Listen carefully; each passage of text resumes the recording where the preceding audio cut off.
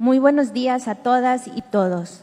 Me da mucho gusto llegar con ustedes a este momento y darles la más cordial bienvenida a la ceremonia de graduación de la primera generación del Campamento de Líderes Católicos con Vocación Política. Hoy celebramos un hito significativo en el camino de formación de más de 50 jóvenes de dentro y fuera de México, comprometidos con el seguimiento de Jesús en todos los espacios de la vida pública. En nombre de la Academia Internacional de Líderes Católicos, agradecemos su presencia y valentía para aceptar este desafío.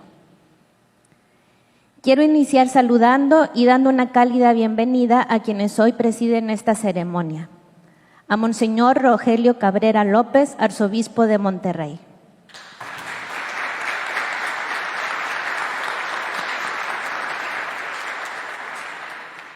Alfonso Romo, empresario y exfuncionario público.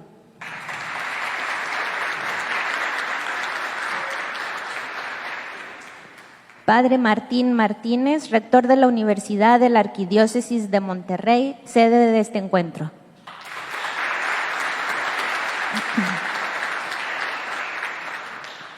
José Antonio Rosas, fundador y director de la Academia Internacional de Líderes Católicos.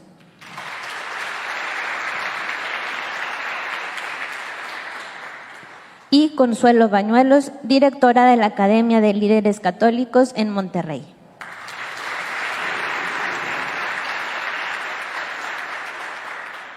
Agradecemos profundamente su acompañamiento y su presencia en esta ceremonia de clausura.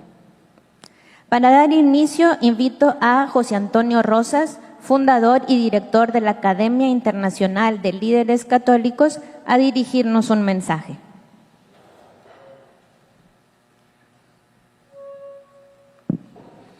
Señor Arzobispo don Rogelio Cabrera López, Rector Magnífico Padre Martín Martínez, don Alfonso Romo, Consuelo Bañuelos, queridos amigos. En primer lugar, nuevamente queremos reiterar a nombre de nuestra Academia Internacional un agradecimiento a la Arquidiócesis de Monterrey, a su pastor, quien nos está y nos sigue acompañando a esta academia con esta actividad que es nuestra primera actividad dedicada exclusiva y especialmente para jóvenes católicos que quieren meterse a la vida política. Espero y deseo de todo corazón que la conclusión más importante en estos 3-4 días de jornada de reflexión y de mucha conversación entre ustedes sea que se atrevan a dar un paso adelante y que se metan a la vida política. Como lo dijimos desde un principio, la política no la hacen ángeles, la hacen seres humanos de carne y hueso. Y la política merece la presencia cristiana, merece la presencia, el aporte y la apuesta de cada uno de ustedes. Y para eso el Papa Francisco, como nos lo dijo en el mensaje que nos dio a la Academia de Líderes Católicos, a su consejo directivo hace unos años, nos decía, si se van a meter en política, tienen que hacerlo en comunidad, tienen que hacerlo en clave de amistad. La amistad social es una categoría que el Papa Francisco acuñó en la encíclica Evangelii Gaudium. El concepto de amistad social es un concepto del Papa Francisco que él no lo inventó, ya algunos pensadores hablaban de la amistad cívica, que es meternos a la apuesta política, pública, social y cívica, pero en comunidad, en grupo de amigos. El Papa nos decía en ese encuentro, si tú al meterte en la vida política te encuentras solo, es muy probable que con el tiempo acabes siendo instrumentalizado y manipulado.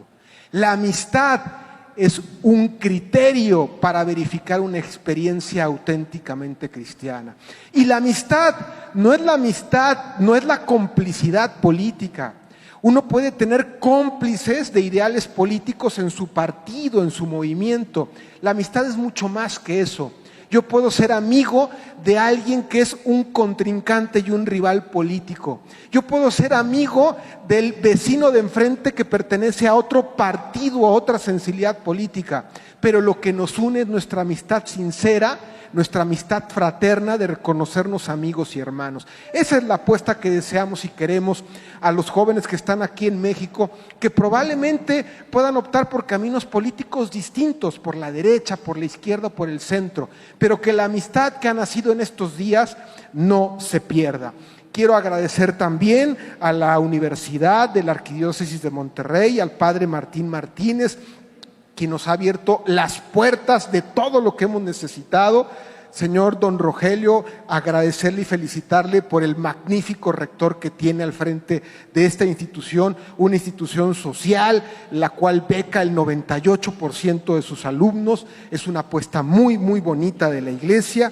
Y agradecerle desde luego a nuestra querida Consuelo Bañuelos, que ha sido la artífice de este encuentro. Consuelo hace 6 meses asistió a nuestro diplomado en Nueva York, levantó la mano, dijo: yo me puedo hacer cargo de la Academia de Líderes en Monterrey. Imagínense, la Academia de Líderes en México la fundó don Rogelio Cabrera, es el fundador jurídico de la Academia en México. Estamos presentes en 15 diócesis de México, pero en Monterrey no podíamos arrancar porque faltaba quien levantara la mano y dijera: yo me hago cargo. Así que una mochila más de las mochilas que carga Consuelo, la aceptó, la lideró, e inmediatamente ella dijo: yo me animo a ser sede de este primer encuentro de jóvenes, después de varios años que habíamos hecho encuentros para políticos y para el mundo adulto. Agradecerle a todo su equipo, especialmente a Patti, todo el equipo que está colaborando, que ha sido voluntario. Son personas que tienen responsabilidades importantes. Patti es directora en la Universidad de Monterrey, en el área de ciencia política. A Rodolfo Rodo, que también es un consultor y un coach, que ha estado también animando. A Raúl, que vino desde Ciudad de México también para colaborar y apoyar. A Claudia y a todo el equipo, que ahora no alcanzo para agradecerles y reconocerles los nombres de todos, pero agradecerle a todo el equipo colaborador de Consuelo que ha hecho posible. Finalmente, queridos amigos, la invitación final. Dice un escritor que lo que marca a una época es una generación. La generación son los hombres y mujeres que le imprimen el carácter a su época. No hay épocas malas. Hay generaciones que no responden al momento coyuntural. La generación que nos toca vivir, la época que nos toca vivir, no es ni menos buena ni más buena que las anteriores. Es la mejor porque es nuestra generación. Como decía la Biblia, donde Dios nos sembró es preciso florecer. Y Dios nos ha sembrado en esta época maravillosa y apasionante de cambios tecnológicos, de inteligencia artificial, pero también de grandes y profundas desigualdades e injusticias. De gente que no tiene que comer, no ella, sino de generaciones que han estado rezagadas del crecimiento y del desarrollo. Vivimos un momento muy, muy complicado en donde pareciera que nuestro continente se incendia en llamas entre tantas desigualdades y entre tantos conflictos. Dice el Papa Francisco que vivimos hoy la Tercera Guerra Mundial en pedazos. Así le llama a él. El Papa Francisco dice: vivimos también una época de una catástrofe educativa. En este momento tan delicado, el Papa en este año ha convocado a un gran jubileo, y el gran tema del jubileo es la esperanza. El primer desafío de los jóvenes que se quieran meter en política es ser profetas de esperanza. Nosotros no somos generales de ejércitos derrotados. Nosotros tenemos la mística de esa mujer que se levanta muy temprano en la mañana y que es capaz de inspirarle esperanza a su hija, a su hijo, de que el día de mañana puede ser mejor. Y el fundamento de nuestra esperanza no está en el optimismo de una vacuna, en el optimismo de un gobernante, en el optimismo de un partido político, sino en la certeza de que Cristo camina al lado de nosotros en nuestra historia y se ha metido en nuestra historia misma. Con esa certeza, queridos amigos, el Papa Francisco nos ha convocado a la Academia, a toda la Iglesia, a prepararnos a un gran jubileo, a una gran fiesta. En el año 2031 se cumplirán 500 años de la primera aparición de María en el continente y que por tanto es la fundadora de América Latina, porque América es mestiza, es castiza, y María de Guadalupe nos da el mejor criterio para encontrarnos. Esa es la convocatoria de la generación Guadalupe y es lo que esperamos, que de este encuentro ustedes se vuelvan profetas, líderes, animadores de esta generación, la generación Guadalupe. Y para esta generación nos da muchísimo gusto recibir en esta mañana a un amigo de amigos de nuestra academia, a un amigo de profesores y maestros de nuestra academia, Alfonso Romo, que no solo es un empresario, Alfonso Romo, que es un cristiano, el cual en su historia de vida ha estado comprometido muchas veces en distintas instituciones y obras de la Iglesia, y que, como decía Facundo Cabral, ha sabido sufrir a la Iglesia, porque dice Facundo Cabral: yo soy hijo de la Iglesia de Pedro como de la Iglesia de Judas. Al final es mi iglesia y es nuestra iglesia. Alfonso Romo, que ha estado ya en tantas décadas de su vida comprometido en la iglesia y le ha tocado vivir muchas cosas de nuestra iglesia que amamos, que la ha sufrido y que sigue al pie de la iglesia acompañando hoy a su obispo y el día de mañana al Papa que sea, hoy el Papa Francisco y el Papa que venga. Alfonso Romo, que además de ser empresario, ha sabido lo que es meterse en política, que, como decimos en Chile, otra cosa es con guitarra, porque es bien fácil hablar las cosas desde un café, pero cuando alguien se mete a la vida política, muchas veces es criticado injustamente y difamado. Él ha atrevido y se ha dado un paso al frente y se metió a la vida política como jefe de la oficina del presidente de la República, entre muchas otras responsabilidades. Por eso es que nos pareció fantástico y sensacional cuando Consuelo le planteó y le propuso a nuestro Consejo Directivo Internacional que el padrino, el conferencista de clausura de este primer encuentro fuera alguien como Alfonso Romo. No es ningún santo, como ninguno de los que estamos aquí somos santos. Es un cristiano que viene a dar testimonio de su historia de vida, de lo que es intentar meterse desde una identidad cristiana en la vida política. Así que le damos la bienvenida, nos da muchísimo gusto que nos acompañe, esperamos que no sea la única ocasión, sino que sea la primera de muchas más, porque, como dice el Papa Francisco, necesitamos diálogo intergeneracional, necesitamos jóvenes que se quieran meter a la política, pero necesitamos maestros, testigos de vida que animen a los jóvenes a que vale la pena a pesar de muchísimas contradicciones, incomprensiones e injusticias que tiene la vida política y la vida humana en general. Queridos amigos, muchísimas felicitaciones, y antes de tener este diálogo con nuestro invitado, los jóvenes le quieren entregar a usted y al señor arzobispo el esfuerzo que resume el trabajo que han hecho estos 4 días los jóvenes en un pequeño manifiesto de lo que se compromete esta generación de jóvenes con la vida política y con la vida de la iglesia. Y para eso le cedo la palabra a Marian, que es una dirigente juvenil de esta arquidiócesis de Monterrey, para presentar el manifiesto que han elaborado los muchachos.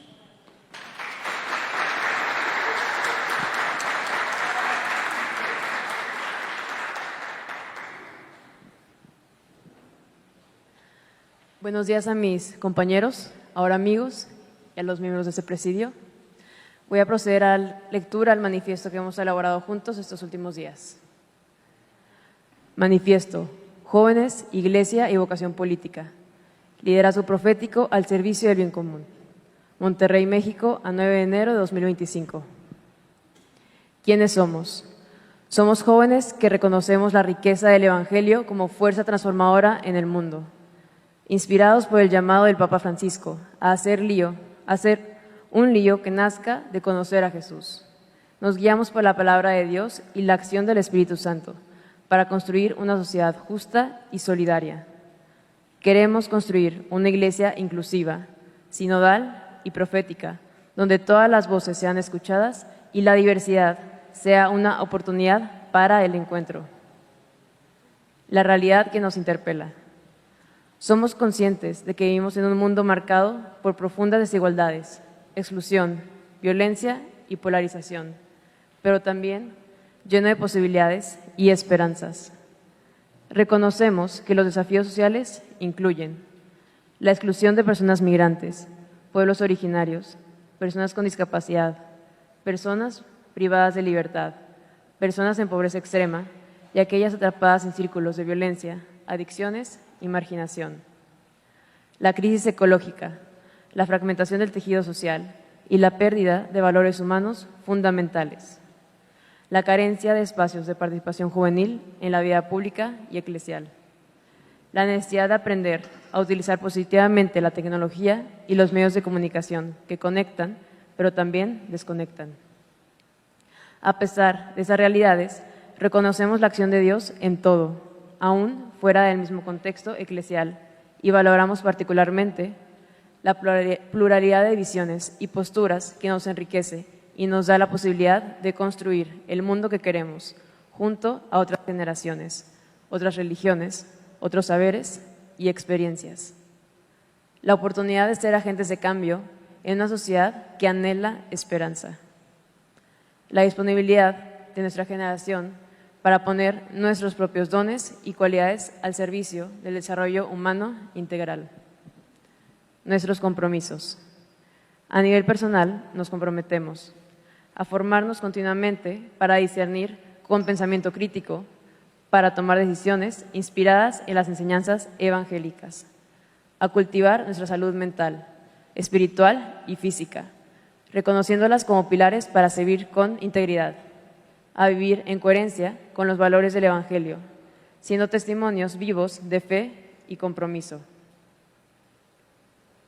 En la Iglesia nos comprometemos a trabajar en la renovación de nuestras comunidades eclesiales con dinamismo, autenticidad y amor, a promover el diálogo y el encuentro entre generaciones, religiones y culturas, fomentando la inclusión y la reconciliación, a testimoniar nuestra fe con una vida íntegra y comprometida, promoviendo una iglesia en salida que se acerca a las periferias, a ser agentes de esperanza y colaborar en la reconstrucción del tejido social, siendo portadores de reconciliación, unidad y esperanza en nuestras comunidades.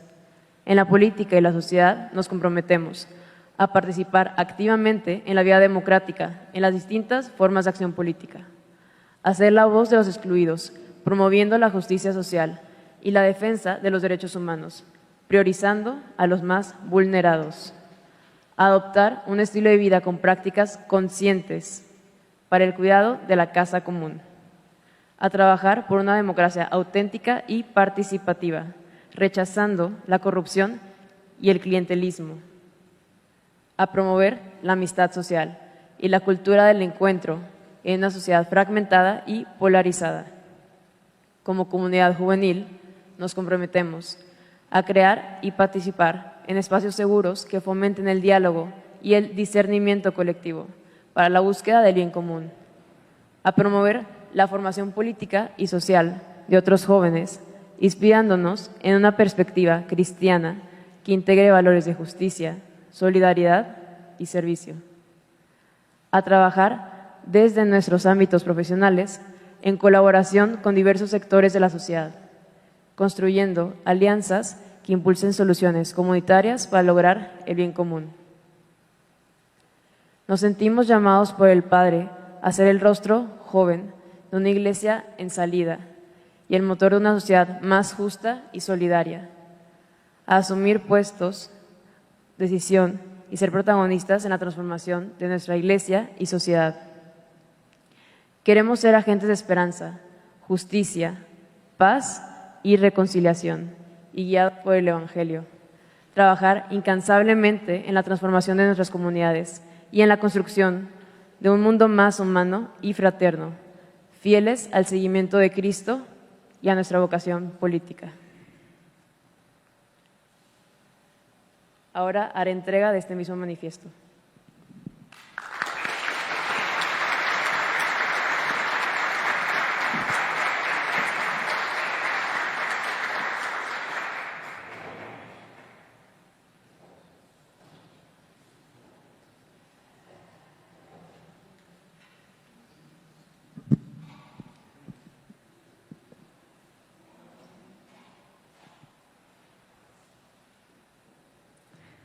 Muchas gracias, Marian, por la lectura a este manifiesto que representa la voz, el trabajo y el compromiso de las y los líderes jóvenes que hoy se gradúan. A continuación, les invito a escuchar las palabras de nuestro pastor, Monseñor Don Rogelio Cabrera López, arzobispo de Monterrey.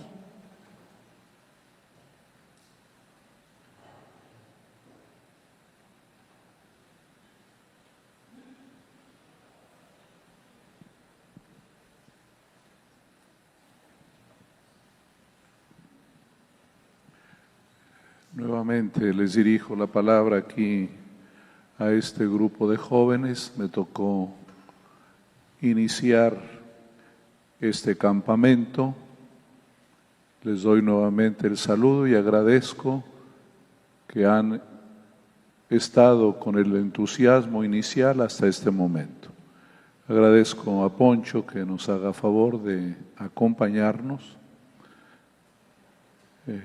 Poncho me conoce, sabe de mis convicciones y le agradezco que haya querido compartir este momento con nosotros. ¿Por qué razón acepto la Academia de Líderes? Porque considero que siempre es posible. Los que tenemos más tiempo de vida, corremos el peligro de ser escépticos, de no creer que las cosas pueden cambiar, o podemos aferrarnos al pasado diciendo: el pasado fue mejor, como lo dijo aquel poeta Jorge Manrique. El aceptar la Academia me hace tener a mí también un ejercicio espiritual, es decir, creer que es posible. Hace muchos años, cuando comencé como obispo, escribí un breve artículo en el periódico de Morelia que se llama La Voz, en la que hice una comparación y decía que la tarea de la Iglesia, como la política, es como subirse a un palo encebado. Subes y parece que llegas, pero vas para abajo.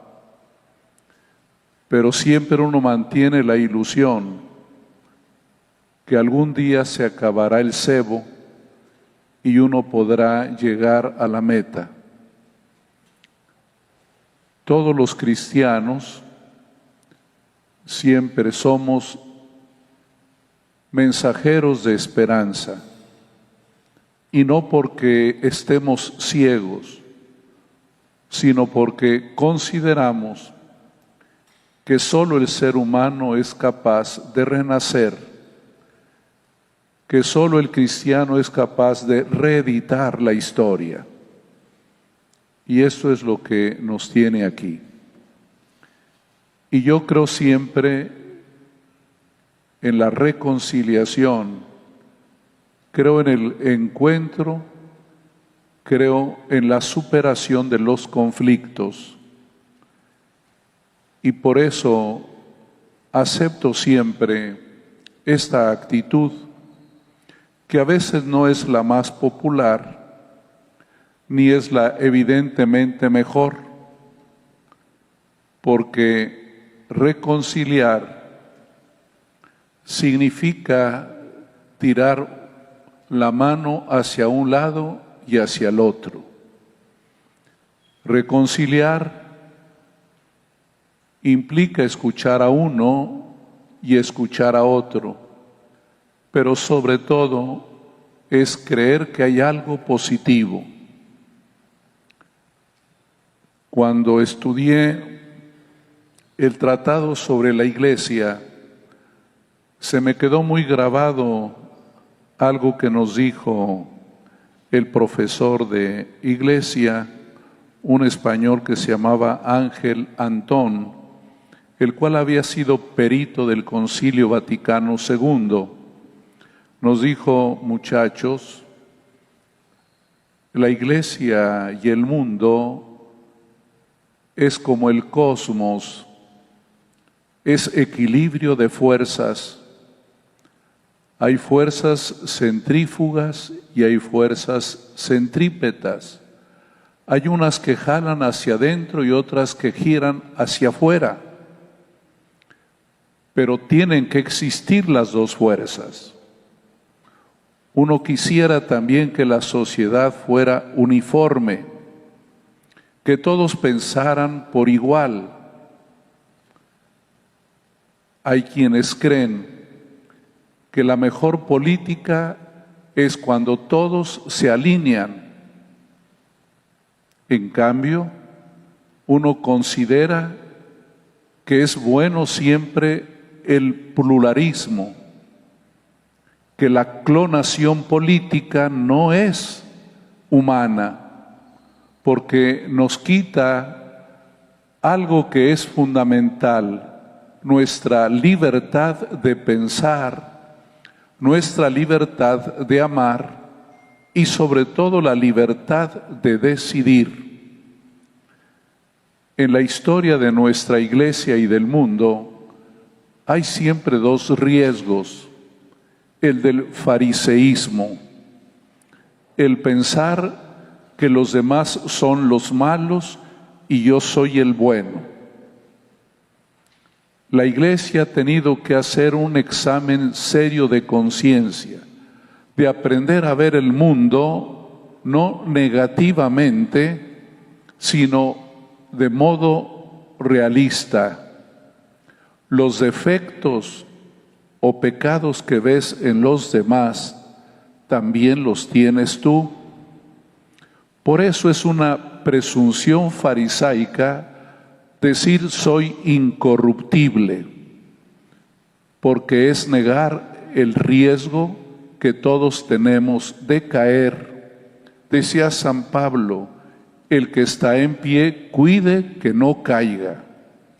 Pero siempre con esta conciencia de fragilidad, de siempre estar en la autocrítica. Nuestras instituciones, nosotros como personas, somos siempre frágiles. Por eso el fariseísmo es una gran mentira: creer que los demás son los malos y yo soy el bueno.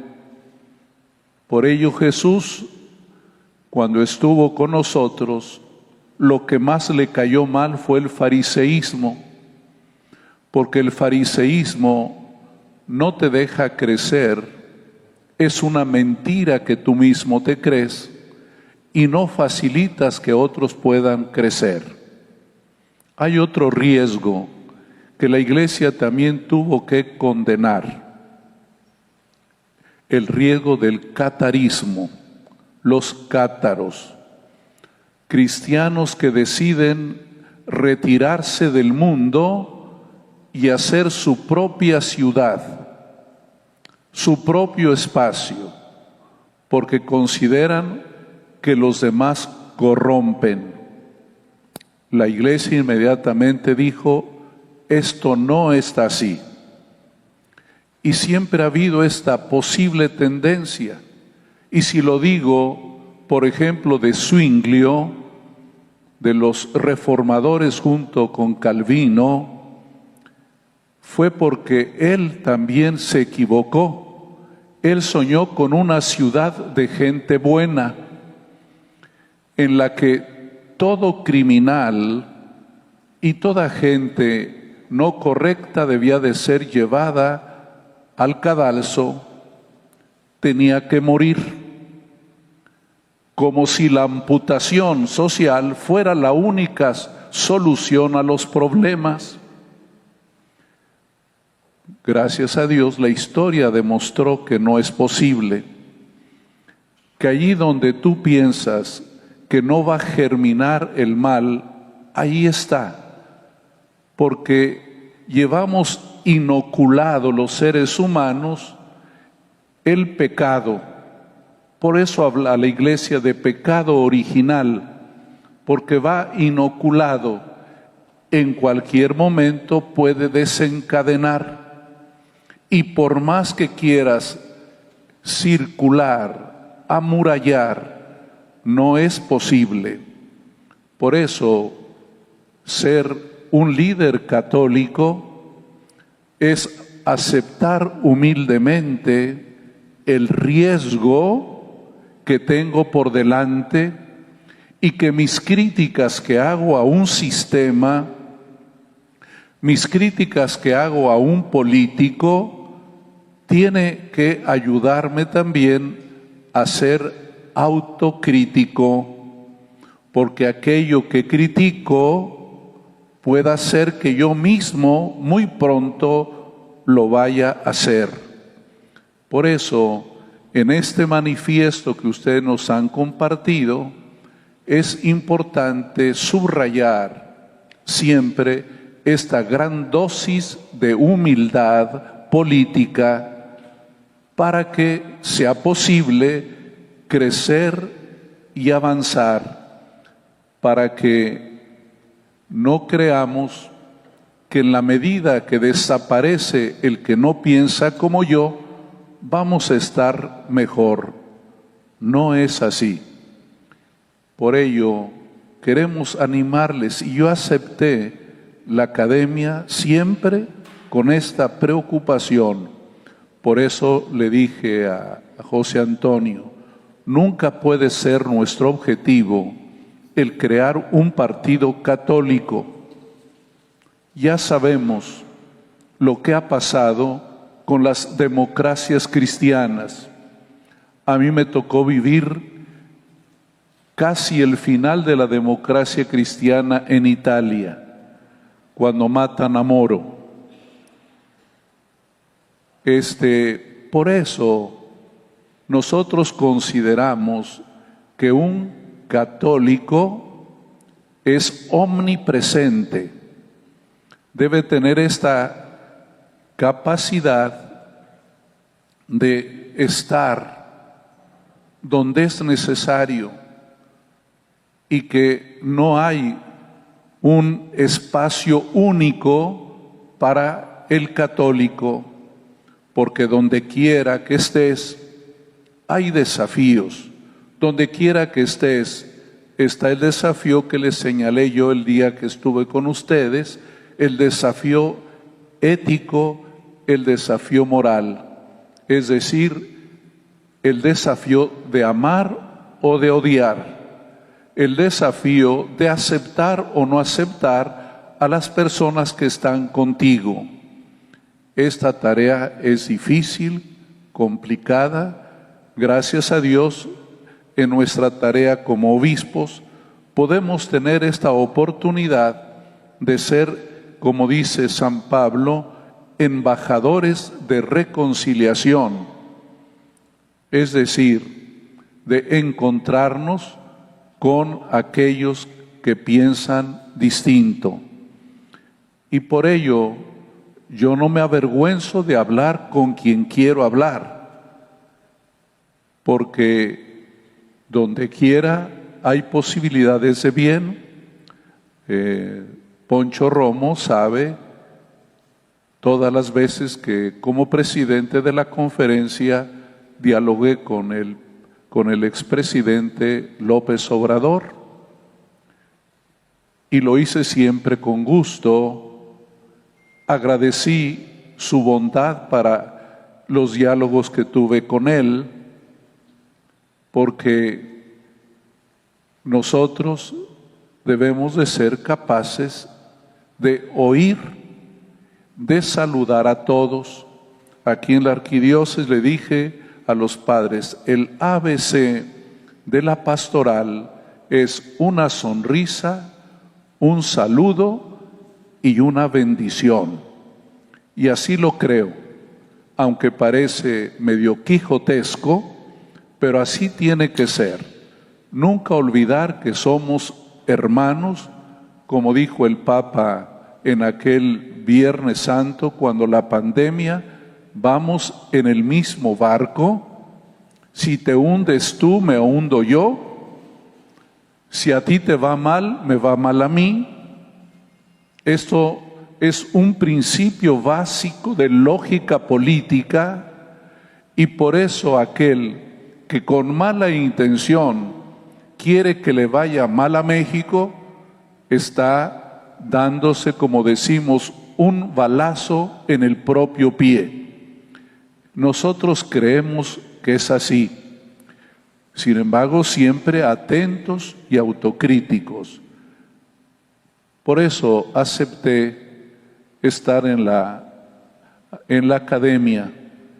Y a José Antonio, yo no soy muy apodíctico, ¿verdad? No me gusta grande las discusiones, pero pues la vida me ha enseñado, y como les dije, gracias a Dios que he pisado tierras distintas de México, y aunque en el momento mismo no veo algo correcto, algo bueno, un fruto, siempre lo he aceptado como una tarea. Cuando fui arzobispo en Chiapas, me atreví a reunir allí en la casa de la iglesia a los políticos chiapanecos de todos los partidos. Me agradecieron que gracias a mí se pudieron saludar. Me agradecieron que gracias a mí se conocieron, porque solo usaban el periódico para mandarse recados. Qué importante es este diálogo personalizado, cercano, nos permite, sin perder nuestras propias convicciones, sin perder los valores que creemos no se pueden negociar, podemos sentarnos a la misma mesa y compartir el mismo pan. Yo lo creo que así es, y con esto no quiero que se diluyan los sueños, que se diluyan los propósitos, las convicciones. Cuando vino este último periodo electoral, en el que nos preguntaron si era justo o injusto que los obispos y los sacerdotes no opináramos de política, aunque puede parecer una limitación, es un gran bien para nosotros. Es aprender a respetar a los laicos en sus decisiones. No queremos nunca una cultura teocrática en que uno piense que por ser obispo, por ser sacerdote, tiene uno la razón y los fieles tienen que hacernos caso en lo que nosotros pensamos. Yo lo dije de modo expreso a los que se llamaban las corcholatas, ¿verdad?, que creían en la neutralidad democrática, no neutralidad política, neutralidad democrática para nosotros los pastores, que nos obliga a respetarlos, que nos obliga también a no creernos superiores, a pensar que tenemos la razón y que por lo tanto podemos decir cómo se hagan las cosas. No, gracias a Dios surge el sínodo y el Papa nos dijo, es mejor una mesa redonda. Y creo yo que esto es lo que debemos hacer. No pierdes tu autoridad, no pierdes tu responsabilidad porque te sientas con otro a escucharlo. Bueno, ya me callo y celebro esta academia que mientras yo pueda hablar y pensar, le garantizo a José Antonio que opinaré sobre el rumbo de la academia, siempre teniendo claridad la comunión, y tenemos siempre una fortaleza en la Iglesia Católica, que es la comunión con el sucesor de Pedro, con el Papa. El que se sale de la comunión con él seguramente puede equivocarse. Gracias a Dios, en esta historia, como dijo José Antonio, esta historia de la Iglesia que tiene luces y que tiene sombras, y a veces las sombras más prolongadas, sin embargo, la Iglesia a lo largo de siglos ha mantenido siempre este criterio: estar con Pedro y bajo Pedro. Inclusive en los siglos oscuros, que así le llaman, la etapa oscura de la Iglesia, del siglo X hasta prácticamente el siglo XV, hubo un historiador no católico que se dedicó a estudiar a los papas, la historia de los papas. Al final, sin ser católico, al final él dijo: esta es la Iglesia de Jesucristo, ¿verdad? Saben que la Iglesia Católica es la única institución que no quema archivos, no tiene miedo a la verdad. El único límite que hay es el respeto a la buena fama de las personas, y durante 50 años no se pueden ver los archivos, pero no por secrecía, sino por respeto a la buena fama de las personas. Es la única institución que no quema archivos. Si se dedican a la historia algún día y requieren ir a investigar a los archivos del Vaticano, tienen carta abierta. No se rompen ni siquiera los estados de cuenta, ¿verdad? Allí aparece en qué se gastó y en qué se malgastó, ¿verdad? Y, ¿verdad?, la transparencia que a veces nos cuesta trabajo a todos tenerla como vigente. A eso voy, que caminamos siempre en fragilidad, pero también mirando siempre la estrella, mirando hacia arriba, y esto nos hace caminar y seguir buscando. Gracias, muchachos, por estar aquí. No se avergüencen de ser católicos, ¿verdad? No se avergüencen. Asumimos nuestros errores, asumimos nuestra historia, pero también queremos editarla de nuevo, y ahora les está tocando a ustedes caminar y marcar esta historia humana y esta historia de la Iglesia. Como dijo José Antonio, ni somos mejores ni somos peores, simplemente este es nuestro tiempo.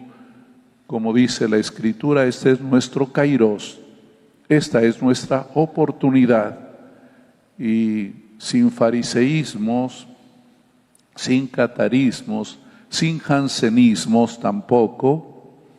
No les platiqué de esa herejía del jansenismo. Un obispo llamado Jansenio, Janssens, él convenció a los católicos de que no comulgaran porque eran todos pecadores. Si eres pecador, no comulgues. Y conventos y monasterios no como querían comulgar, somos tan malos que no vamos a comulgar. Y la iglesia dijo, cuidado, la Eucaristía no se hizo para los ángeles, se hizo para nosotros, con límites y pecados. Tanto una cosa como la otra son extremos que no van con el Evangelio. Ni somos tan malos, ni somos tan buenos. En el campo del Señor se cultivan juntos el trigo y la cizaña. Bueno, muchas gracias.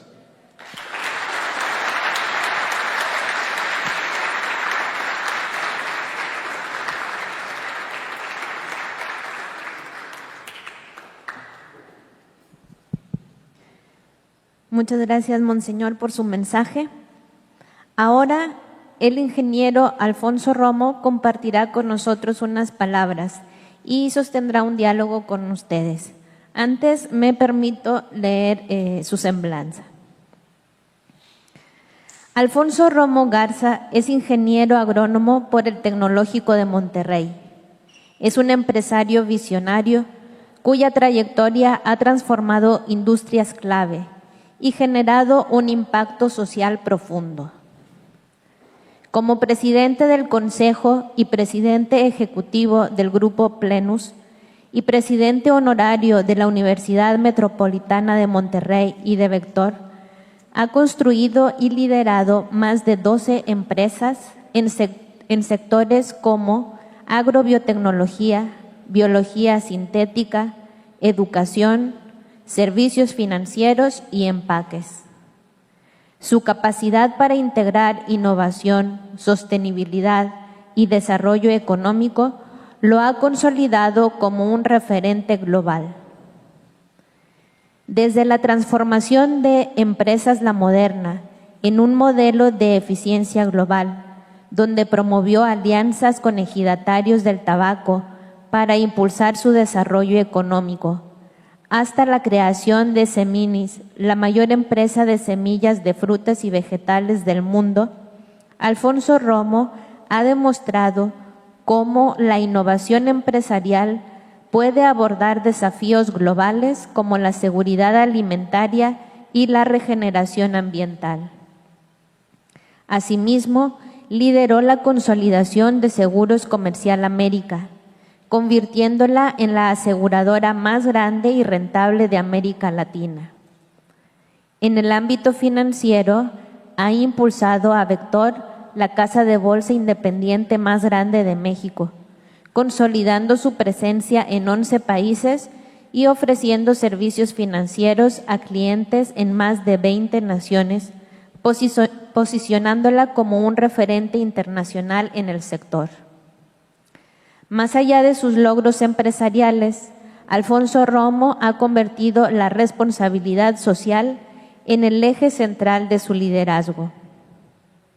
Este compromiso se refleja, entre otras iniciativas, en educación accesible y de calidad, liderando la transformación de la Universidad Metropolitana de Monterrey, convirtiéndola en una institución de alto impacto social que ofrece educación de calidad para sectores tradicionalmente desatendidos. También fundó DUX, una escuela de posgrado dedicada a la formación de líderes empresariales con visión estratégica. La preservación ambiental con la recuperación de la selva lacandona, reconocida por la UNESCO con la distinción Pablo Picasso.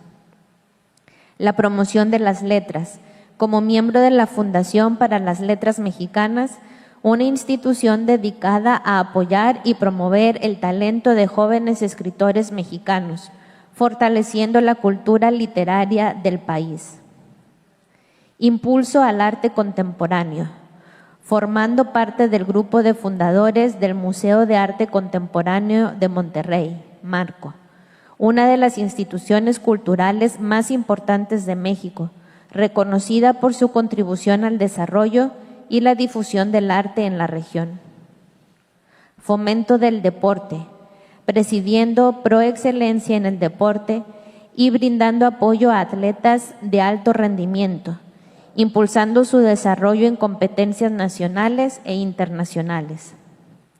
Como jinete olímpico, Alfonso Romo representó a México en los Juegos Olímpicos de Atlanta 1996 y Sydney 2000, así como en el Campeonato de la Liga Mundial en La Haya en 1994.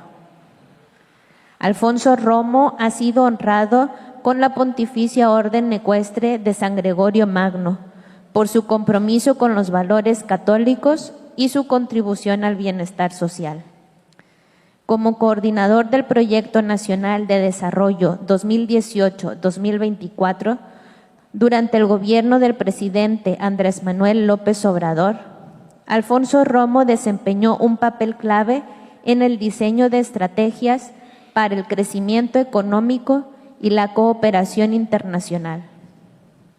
Además, fungió como jefe de la oficina de la Presidencia y lideró el Consejo Nacional de Promoción de la Inversión, el Empleo y el Crecimiento Económico, consolidando su enfoque en soluciones que beneficien tanto a las comunidades locales como a los mercados globales. Les pido por favor un aplauso para Alfonso Romo.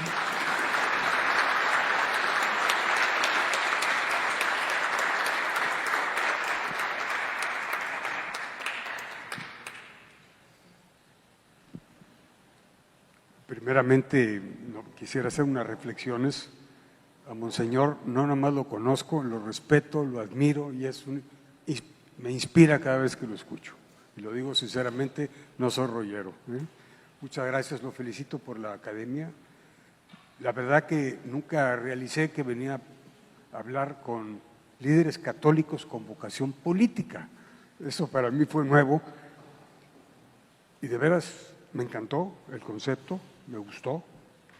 Los felicito a ustedes.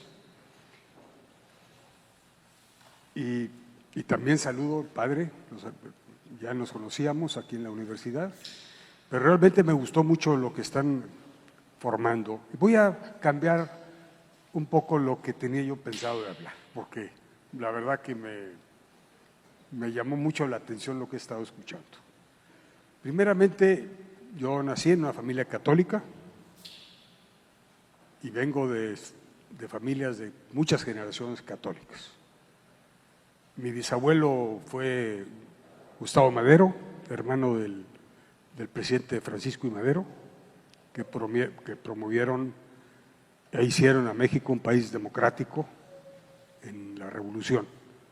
Viví mucho tiempo con mi abuela, que fue la inspiración de mi vida, y siempre la escuché hablando sobre el amor y lo importante que es en la política el ayudar a muchos. Y que en la vida venimos a dar, no a recibir. Nunca se me va a olvidar, fue una gran inspiración ella. Tuve la gran ventaja de vivir con ella y de nunca escucharla, nunca la escuché lamentándose de la muerte de su papá, que ha sido de las muertes más violentas en la historia de México. Nunca la oí maldecir, quejarse en ningún momento. Realmente era una mujer muy católica con un gran amor a Dios. Ahora, esa es la parte histórica. Mi actividad en el sector empresarial, como estaba muy largo, ya me estaba hasta aburrido, todo lo que he hecho, lo he hecho para tener un impacto social y para tener un beneficio en donde estamos. Los negocios que más me han gustado ha sido la parte genética, la parte de séminis que escucharon, y ahorita tenemos un negocio un poco más avanzado. ¿Por qué? Porque la semilla es el artículo más simple, donde puede cambiar, le puede cambiar la vida a miles de campesinos. Una semilla está diseñada para producir o 1 tonelada por hectárea o 15. Y para mí, haber tenido una compañía global, que teníamos presencia en 250 países, y ver cómo a través de una semilla se mejoraba el nivel de vida de miles de campesinos, para mí era, para el equipo mío, una satisfacción ver cómo se promovía un bienestar económico, un bienestar social y movilidad social. Y así en todo.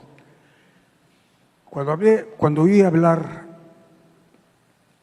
de una escuela de la Academia Católica de Líderes, a mí me tocó formar la primera universidad, el primer posgrado de liderazgo empresarial, era un Master in Business Leadership, aquí en Monterrey.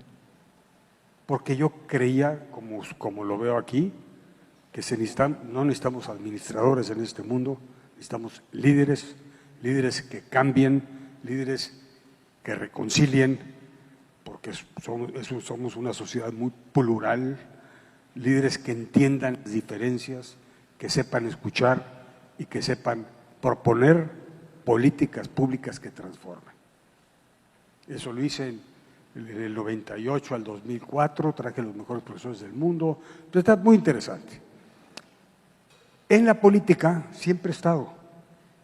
Me tocó parte de mi currículum cuando yo tenía la cigarrera La Moderna. Yo estudié agronomía, déjame un paréntesis. Estudié agronomía porque era la única forma, decía yo, ¿cómo puedo llevar riqueza al campo? Que en ese entonces estaba muy abandonado. Pues, como abogado agrícola con especialidad en el campo, pues no. Dijo, la tecnología es la solución. Por eso estudié agronomía, nunca tuve la vocación de agrónomo, tuve la vocación de cómo llevar riqueza al campo. Esa fue por eso estudié agronomía, por cómo llevamos riqueza al campo. Porque en el campo, en las zonas rurales donde más pobreza existe, no más pobreza, miseria existe. Y al presidente Salinas, en ese entonces teníamos muchos problemas económicos, teníamos problemas con los campesinos, teníamos problemas con los precios controlados, íbamos a firmar el Tratado de Libre Comercio, nos iban a invadir de productos de los Estados Unidos y de Canadá, y le dije al presidente Salinas, a ver, presidente, yo me comprometo a elevar el nivel de vida significativamente de 35,000 familias en Nayarit, si me pones en condiciones iguales económicas con Estados Unidos. Déjanos privatizar Tabamex, que es una olla de corrupción, y nos comprometemos a asociarnos con campesinos. Entonces dije, y eso fue una forma de decir cómo a la cigarrera le doy un enfoque social, porque yo ni siquiera fumo, ni siquiera dejaba a mis hijos fumar. Un negocio que un día ya les platicaré, tuve la oportunidad de comprar y lo compré. Entonces, aquí me dio un elemento de decir, bueno, que el tabaco sea un vehículo para mejorar la vida de miles de gentes. Entonces llegamos a Nayarit con mucha desconfianza, nos secuestraban a los administradores, hicimos un experimento. Cada familia tenía 4 hectáreas, un promedio, y convencimos a 15 familias de decir, vamos a poner un módulo de 60 hectáreas, son 15 familias de 4, serán 60 hectáreas, y nosotros ponemos el capital, los que trabajan tienen su sueldo, seguro social, que no se da seguro social, los que no van a actuar como accionistas, porque no podemos emplear a todo el mundo.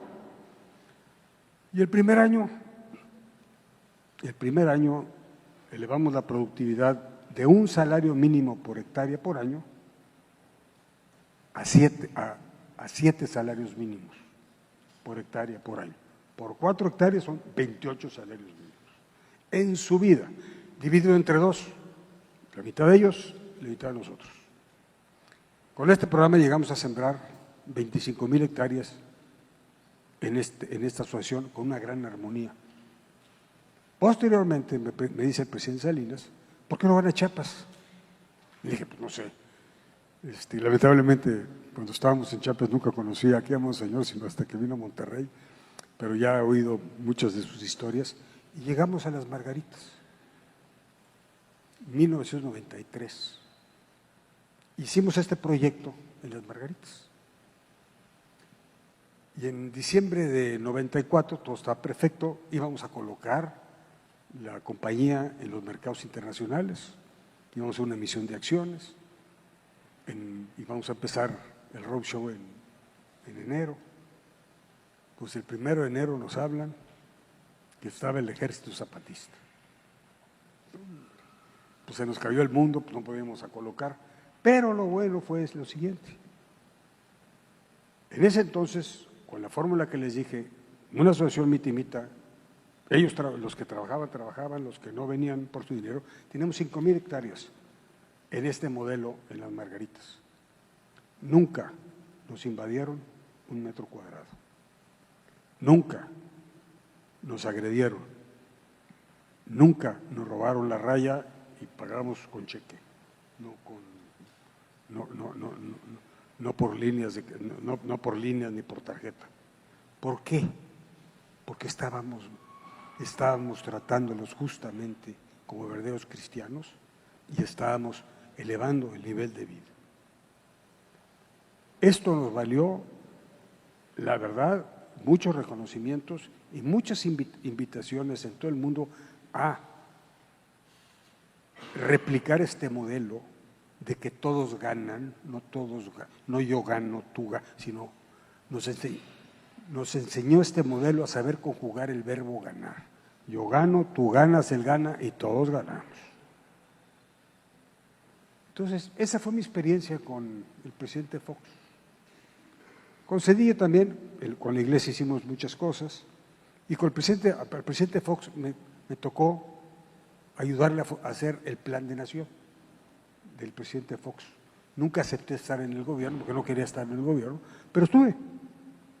Le hicimos todo el plan económico, todos esos proyectos que han visto ustedes, que el I-México y los changarros, todos eran proyectos nuestros que habíamos hecho. Cómo estos proyectos llevados a otro nivel podrían mejorar la vida y podrían llevar riqueza a muchísimos sectores. Entregamos el proyecto y lo retiramos. El presidente Fox lo conocí de casualidad cuando yo trabajaba en FEMSA y él era director de las cocas, me tocó comprar las cocas, lo que es Coca FEMSA hoy, me tocó comprarlas con el grupo de gente que hasta ahorita está conmigo, bueno, ahorita y hasta ahorita no, ahorita les voy a platicar algo interesante, pero bueno, y ahí lo conocí, por eso llegué a presentar el plan, a hacerle el plan. En el 2006, 2005, dije, no puede llegar Andrés Manuel López Obrador, va a llegar un líder del siglo XVII, tenemos que hacer un movimiento político para que no llegue Andrés Manuel López Obrador el 2006 a la presidencia. Formamos un movimiento político que se llamó Opción Ciudadana. Y aglutinamos a todos los que no querían al presidente al candidato López Obrador, y a todos los que no querían a Roberto Madrazo, que era el candidato del PRI. Entonces en la mesa, hablando de reconciliación, pues se sentaba la maestra, el Bester, Cuauhtémoc, todos se sentaron. Hicimos una coalición pacífica, política sí, muy grande, para que no llegara, pero por la buena. Cuando vino el desafuero, y tenía una opción. Por eso yo digo que es muy importante que ustedes sean muy creativos en la política. ¿Qué planteaba Opción Ciudadana? Vamos a agarrar un partido bisagra. En ese entonces Dante Delgado tenía el partido Convergencia y Esteban Moctezuma, actual embajador de México en Estados Unidos, me dijo, yo te negocio que nos preste, necesitamos un candidato bisagra que nos dé 5 puntos en la siguiente fórmula. Entonces necesitamos un partido porque no se podía tener independientes, conseguimos al partido, a Convergencia. Y dijimos, ahora sí, la mesa era muy grande, era una mesa de 50 líderes y no había cabeza, éramos un movimiento. Dijimos, ¿a quién proponemos de candidato bisagra? ¿Qué quiere decir? Lo que planteamos era tener un candidato bisagra y que con 5, y que el que fuera adelante entre el PAN y este candidato, el que fuera abajo se sumaba al de arriba. En este caso era Calderón el candidato del PAN. Entonces, con 4 puntos ganábamos. Con 4 puntos. No hubiera habido la diferencia del punto 56 famoso, ¿se acuerdan? Hubiéramos con 5 puntos. Y el primer candidato fue el actual secretario de Relaciones Exteriores, al que le propusimos ser candidato. El actual secretario de Relaciones de Claudia Sheinbaum, se me fue ahorita el nombre, de la Fuente. Juan Ramón de la Fuente era rector de la UNAM, lo fuimos a ver, no quiso, y el que sí nos aceptó fue Eduardo Burrs, que era en ese momento gobernador de Sonora, y había estado en el Consejo de Coordinación Empresarial. Él sí, con él hicimos gira. Pero cuando gana Calderón, me va a ver a la oficina el primer día que gane, me dijo, no quiero coalición, yo puedo solo. Y yo puedo solo, la consecuencia es que ganó Andrés. Cuando viene el desafuero, por eso hablaba yo de congruencia política, si somos demócratas, cuando vino el desafuero, yo me opuse al desafuero, hice un desplegado público, tuve críticas muy fuertes de los sectores empresariales que yo participaba y renuncié a todos. Dije, porque en las democracias se gana y se pierde, pero no se roba. Yo no creía en el desafuero, no conocía al presidente López Obrador, pero tenía una convicción democrática clara. Y la verdad es que en el camino de la política hay muchas tentaciones para cambiar. Todos tienen argumentos para cambiar, nosotros no. 2011 me presentan a Andrés Manuel, Dante Delgado, y no lo quiero con me convence, hicimos un estudio cómo había gobernado la Ciudad de México, la gobernó muy bien, y en el 16 me dice, oye, ¿por qué no me ayudas en el gobierno? Le dije, no, a mí yo no soy político, me gusta participar, y en ese momento había una gran confrontación con el sector privado, había mucha desconfianza. Dije, mira, sí, y yo tenía la liga, mi mandato fue ganar a la clase media. Y déjenme decirles algo importante, no estaba yo solo. Ahorita que hablaban que ustedes tienen que hablar, como decía el Papa Francisco, tienen que hablar en comunidad. Nosotros, cuando aceptamos ayudarle al presidente López Obrador, éramos 50, no era yo solo. Los que hicimos el plan con el presidente Fox, éramos los mismos. Los que trabajamos con Salinas o con Cedillo, era un grupo de amigos que muchos de nosotros venimos desde el colegio católico. Yo me eduqué con jesuitas, como el Papa Francisco, y de mi generación salió Pedro Aspe, que fue secretario de Hacienda, y fueron varios de los secretarios, subsecretarios de Pesca. O sea, la generación del Patria, de jesuitas, con convicción social más fuerte que ha generado en ese momento esa escuela, yo pertenezco a ella. Entonces, todos en grupo, muchos de ellos trabajamos juntos, otros los traíamos de allá, y juntos estuvimos participando en todo esto. Y al gobierno de López Obrador, cuando aceptamos hacer el plan de nación, junto con el equipo de Morena, nosotros veníamos del sector de la sociedad civil,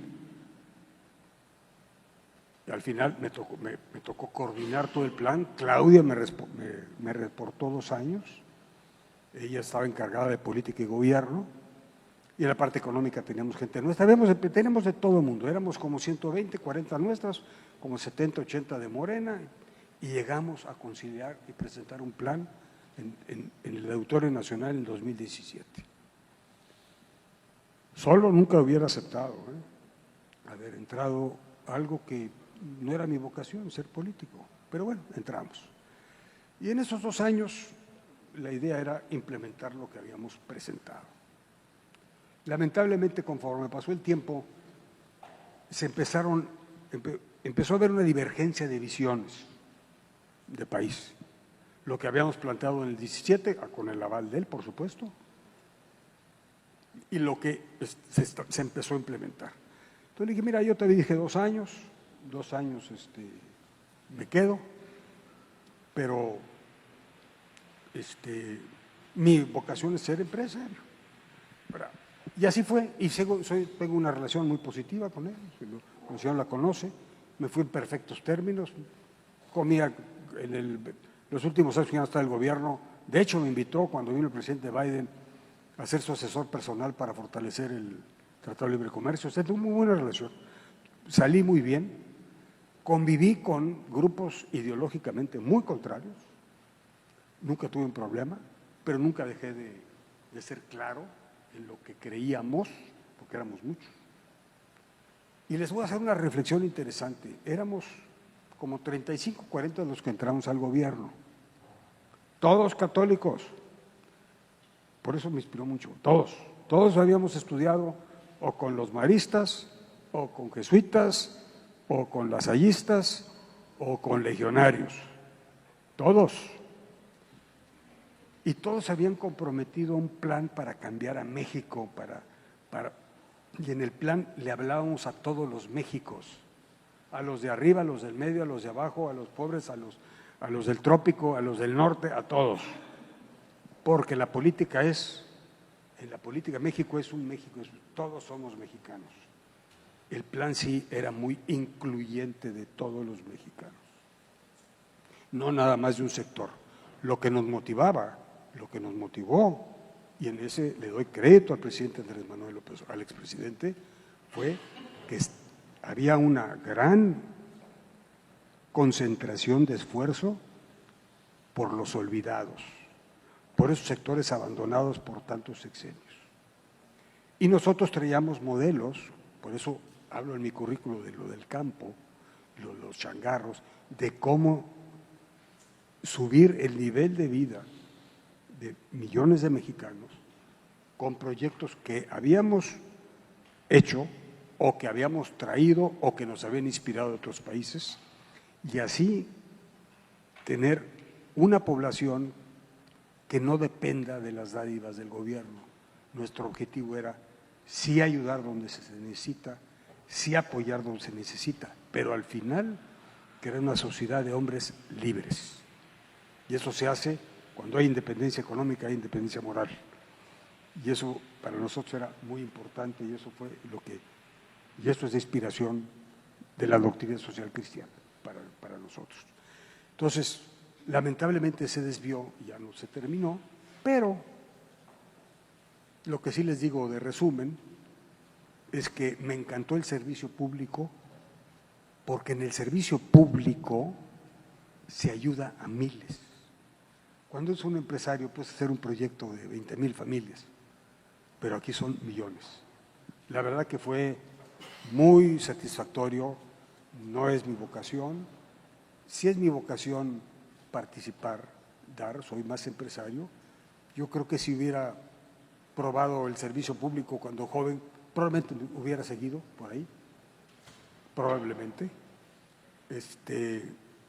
Hace rato platicando con Monseñor, yo creía en el presidente López Obrador, en su instinto, los proyectos los racionalizamos de una forma. Morena nunca me mezclé, no soy de Morena, ¿sí? Morena todavía no conozco de veras un plan o una ideología o unos principios que puedan juntar a todos los Méxicos, que todos estemos involucrados, no los conozco, he platicado con muchos, pero tampoco soy panista, nunca fui panista tampoco, ni tampoco priista, Siempre he sido un hombre libre, soy más católico, pertenezco más a esto que al otro, ¿no? Y yo le decía antes a Consuelo, ya me voy a callar, yo le decía a Consuelo que leyeran mi currículum y ustedes me preguntaran lo que sea. Pero cuando vi todo lo que están haciendo, que me encanta, me conmovió, me gustó, lo compro, y si puedo cooperar en algo más, lo voy a hacer, ya le dije a Rogelio. Me dije, mejor les platico como un hombre, como un grupo, porque no soy yo solo, un grupo de 40, 50 gentes, siempre hemos estado involucrados en poder plasmar prácticamente el espíritu social de la Iglesia a través de la vocación de cada uno. Y la última reflexión que le hice a Andrés Manuel cuando hace mayo del año pasado, fue la última vez que lo vi, ya para despedirme, ¿no? Ya se iba. Dije, fíjate, Andrés, presidente, fíjate, de todos mis fifís, los que llegamos, porque todos eran fifís, ¿no? Para él, todos los fifís que llegamos, no hay ningún rumor de corrupción. Ninguno. Ni un rumor. Y mira que los de Morena nos traían vigiladitos. Ni un rumor. De los tuyos hay muchos. 2. Todos los que llegamos con la intención, con el compromiso y con la pasión de implementar el plan que se había presentado en el Auditorio Nacional en Morena y que se aprobó. Cuando vimos que no podíamos implementar eso, no rompimos. Ninguno se quedó. Ninguno aceptó una embajada. Ninguno aceptó una secretaría. Todos. Entonces, era una misión. No era ir a agarrar o jugarle al poder o hacer negocios. Todos nos fuimos. Y todos seguimos, lamentablemente algunos han muerto. En estos 3 años muchos de los claves, mis grandes amigos han muerto, es una pérdida muy dura, pero los que seguimos viendo cómo vamos a volver a ver cómo incidimos en tener un México mejor. Ya con esto, ya para no aburrirlos, si tienen alguna pregunta, si tienen algún cuestionamiento, encantado de tener un diálogo con ustedes. Es que los invito a que cualquier cosa que quieran preguntarme, estoy a sus órdenes.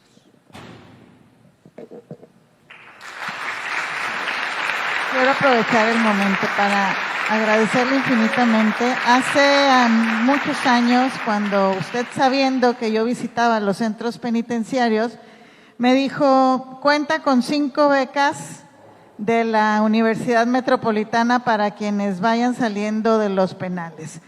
Yo le agregué la palabra 5 becas permanentes.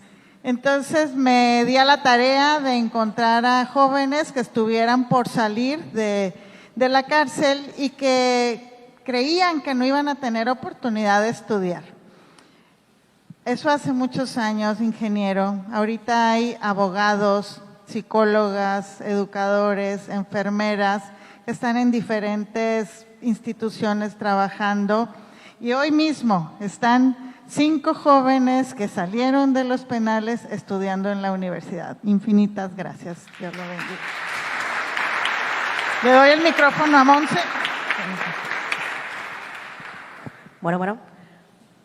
Buenas días todavía.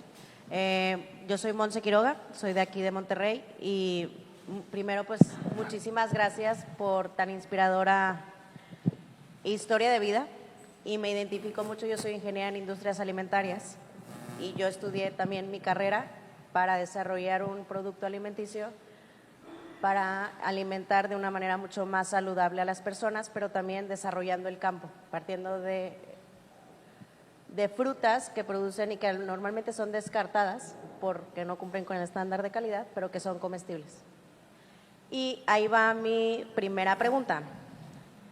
Digo, yo estoy arrancando apenas mi empresa, está muy, muy pequeña, y ahorita tengo la oportunidad de estar en el servicio público, aquí en el municipio de San Pedro, en la parte formativa de los centros comunitarios.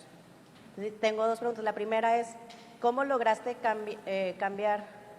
combinar tu tiempo siendo empresario y también servidor público? Y el segunda es, ¿cómo has podido desde tu experiencia como empresario vincular e impulsar el humanismo con lo económico? Mira, la primera, lo único que te aconsejo, las otras puedes hacer, tu negocio y trabajando. ¿Cómo? Pues tienes que trabajar más horas diarias. Todos tenemos que trabajar más. Pero no mezclaría nunca el negocio con el trabajo que estás. 0 conflicto de interés. 0. ¿Verdad? Por eso te decía yo hace rato, les decía, no por presunción, no hubo un rumor de corrupción, es importante. En mis negocios 0, los de los demás tampoco, muchos eran empresarios también. Entonces, sí lo puedes hacer. Es cuestión, mira, Yo fui jinete olímpico, tenía las empresas y estaba haciendo. Pero pues, no viajaba, no me iba de vacaciones, todo se puede. ¿Okay? La segunda, el humanismo lo traes en el corazón. El humanismo, tu rectitud y tu formación cristiana y tus valores los traes por dentro. No se pelea el hacer negocios con ser recto, con ser humano, con pagar bien, con crear riqueza para que otros sigan, para que otros creen más riqueza. No se pelea. Pero tienes que ser muy fuerte para que en el camino no te compren, para ser claro, ¿verdad? Y tus valores, nada. Espero haberte contestado. Bueno, mi nombre es Sebastián Chacón, yo soy originario del municipio de Namiquipa, Chihuahua. Conecté mucho con usted cuando empezó a hablar del campo, porque pues yo crecí en el campo. También haciendo mención a eso de un poco el discernimiento durante este tiempo, decía yo, pues, ¿de dónde me viene un tanto la vocación política? Yo recuerdo desde niño escuchar a mi papá hablando en contra del Tratado de Libre Comercio, ¿no? Sobre el Procampo, el Pronasol, ¿verdad? Los precios de la semilla. Entonces, es algo como yo crecí, bien migré en mi adolescencia a Estados Unidos y hoy que veo el campo mexicano y veo las dificultades del campo mexicano, sobre todo ante la agroindustria americana, pues se ve que las condiciones son un tanto adversas, ¿no? Pero mi pregunta es hacia, según su experiencia, tanto en lo privado como en lo público, ¿cree usted que el campo mexicano sí tiene, digamos, esperanzas ante la situación? ¿Son muy adversas? Y un tanto sería, ¿cree usted que el campo mexicano está cometiendo el error de no valorar la tierra? No sé si lo ha podido. Yo, desde mi experiencia, es como esa crítica al productor chihuahuense que he visto que está sobreexplotando, ¿sí? Está sobreexplotando la tierra y los recursos. Entonces digo, por un lado el campo chihuahuense se queja ante la importación de productos americanos, pero por otro lado está sobreexplotando la tierra, ¿no? Entonces, si hay un poco de esperanza, esa es una. Y otra, pues como jóvenes, ¿qué podemos hacer, no? ¿Qué podemos hacer como jóvenes ante tal vez los usos y costumbres de las generaciones que no quieren cambio y no quieren innovación? Quieren seguir sembrando lo mismo, quieren hacer lo mismo, ¿no? Entonces, ¿qué se puede hacer como jóvenes? Mira, cada región del país es diferente, ¿no? Por ejemplo, Chihuahua. Chihuahua es un gran productor de algodón. Gran productor de algodón. Son 35,000 familias las que están en Chihuahua. Me acuerdo que al principio del sexenio empezó que no había que traer semillas transgénicas. Pues no hay otras. Le decía el presidente, no hay otras. Además, tiene que ver una semilla transgénica de algodón. Le dije, hasta le agarré la camisa y le dije, ¿tu camisa es de transgénica? Pues, nomás hay algodón transgénico. Y además, muy productivo. Yo te diría, el sector de frutas y verduras, el sector, nosotros exportamos, tenemos una balanza positiva como del 80% con Estados Unidos. A ver, en ciertos granos somos competitivos, otros no. ¿Qué nos falta? Economías de escala. ¿Sí? No, nadie puede, por eso yo hablaba de lo que hice en el campo del tabaco. El haber juntado 25,000 hectáreas en una administración, asociándome con ellos, no comprando tierra, le di productividad a un cultivo que era muy difícil competir contra Kentucky. Sembrando vida, le decía yo al presidente, sembrando vida, dar dinero a cada agricultor que tiene 2 hectáreas para que siembre unos ciruelos, otras mandarinas y otro, no va a jalar, porque no tiene, porque tú le das el material vegetativo y el riego y el insecticida y los fertilizantes. Aquí puse el ejemplo de Oaxaca. Si vamos a Oaxaca, pues vamos a ver si sembramos 20,000 hectáreas o 10,000 o 5,000 o 3,000 de agave tequilero, del agave mezcalero. Y entonces sí, podemos meter lo mejor de prácticas de cultivo, aumentar la productividad, le damos de comer a todos y todos ganarían dinero, pero uno solo no se puede. Yo creo que en política pública, ustedes que se van a meter a la política, hay que pensar en fórmulas que impacten a muchos. Si no caes en lo mismo. A ver, hablabas tú de usos y costumbres. Cuando yo llegué a Chiapas, imagínate llegar a Chiapas, a sembrar tabaco en su vida. Ellos sembraban maíz, la siembra, la quema y lo de siempre. Pero cuando vieron que ganaron dinero, ya todos querían sembrar. ¿Sí? Y así lo puedes ver por sector. Nomás hay que pensar, las economías de escala es muy importante. ¿Okay? Yo nomás quisiera terminar, perdóname, adelante, adelante. Bueno, tenía una pregunta, licenciado. Es, desde la ciudadanía, sin ser empresario, ¿cómo ser congruente con los valores en los que creemos y no morir políticamente? ¿Cómo? Perdón. ¿Cómo ser congruente con los valores en los que creemos y no morir políticamente? Mira, una pregunta. Cuando tú tienes valores, ¿estás convencido? Tienes que tener mucho coraje y determinación para que nadie te pare. Nadie. Y entonces vas haciendo tus comunidades de gente que piensa como tú para tener un peso específico. Si yo hubiera entrado a la política solo, no hubiera hecho nada. ¿Por qué? Porque hubiera comido los de Morena, digo, hablando claro. Pero llegamos a un grupo muy sólido, muy fuerte, en donde plasmamos un idealismo, una visión de país, y cuando no, nos salimos, pero seguimos trabajando. Lo que tú no puedes hacer es empezar algo y a la primera echarte para atrás. Y con tus valores, y te va a costar más trabajo o menos trabajo, pero tú sigues caminando. ¿Verdad? Yo nomás quiero decir algo que se me pasó. Gracias a Monseñor Cabrera, a través del padre Pepe, nos fueron a ver a la universidad, porque el Monseñor tiene una llama de fundación, se llama Raza Nueva, que se dedica a rescatar pandilleros. Entonces me plantearon lo mismo que tú hablabas, Consuelo. Rescatas pandilleros, ¿quién les da trabajo? Eran pandilleros, se peleaban, pues hacían de todo. Dije, no, yo me acuerdo que le dije al Monseñor, yo se los beco. Ya tenemos 9 generaciones, 200 y pico de graduados, y esa es una forma como una institución católica se asoció con la universidad laica, con espíritu cristiano, pero laica. ¿Cómo hemos hecho? ¿Cómo hemos formado en la parte moral, espiritual y en la académica? Este tipo de asociaciones son de las cosas que más orgullosos estamos en la universidad. Lo quería mencionar porque siempre hay formas de hacer cosas, siempre hay formas de buscar con quién para realmente llevar un espíritu cristiano a todos lados. Pues muchas gracias. Muy amable.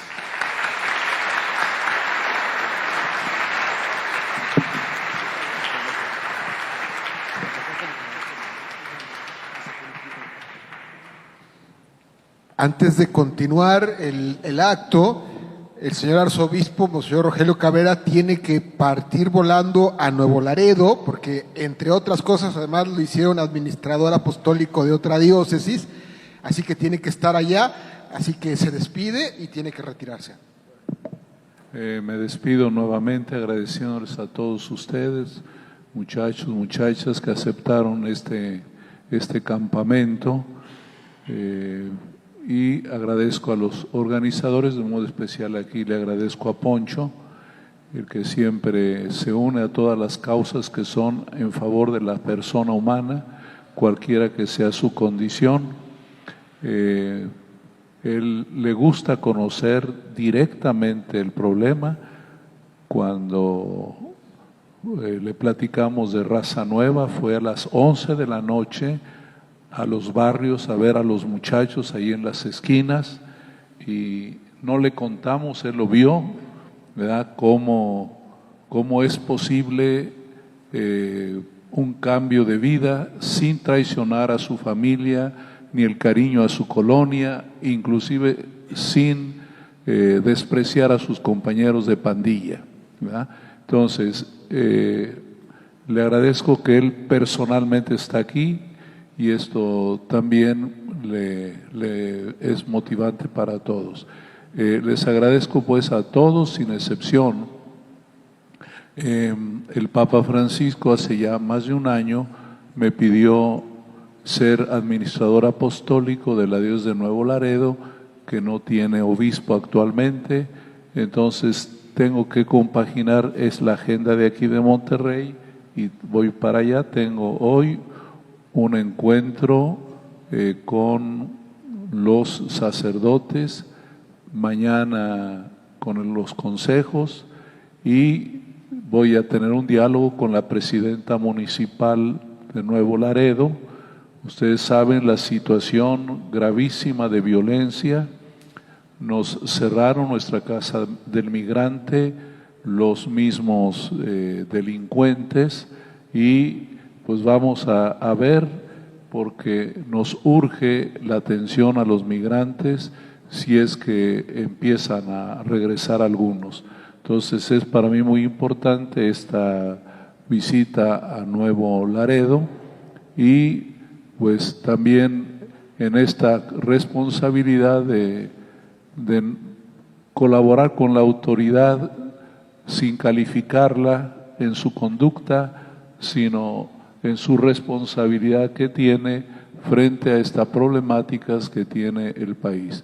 Cuando puedo, hablo siempre con la autoridad y le pido que cumpla con su tarea y nosotros siempre también buscando la manera de resolver los problemas. Pídanle mucho a Dios por nuestro país, que está en situación difícil, pero ustedes y yo creemos en los retoños, es decir, creemos que todo puede cambiar y no me desanimo y voy también allá hasta que el Papa ya nombre al obispo de Nuevo Laredo. Estaré yendo, tengo que recorrer todos esos pueblos, tanto de Tamaulipas como de Nuevo León. Hay esperanza, porque uno dice, la gente a pesar de todo sigue estando alegre y dinámica. Como hice la visita a La Campana, la parroquia, y me quedo apantallado porque las personas no se desaniman, a pesar de que a veces no pueden ni siquiera transitar en sus calles. Esto es muy, muy elocuente para mí y eso también a mí me motiva. Más que yo ayudarlos, ellos también me ayudan. Gracias pues a todos y ánimo, porque como dijo aquella película, la vida es bella. Gracias.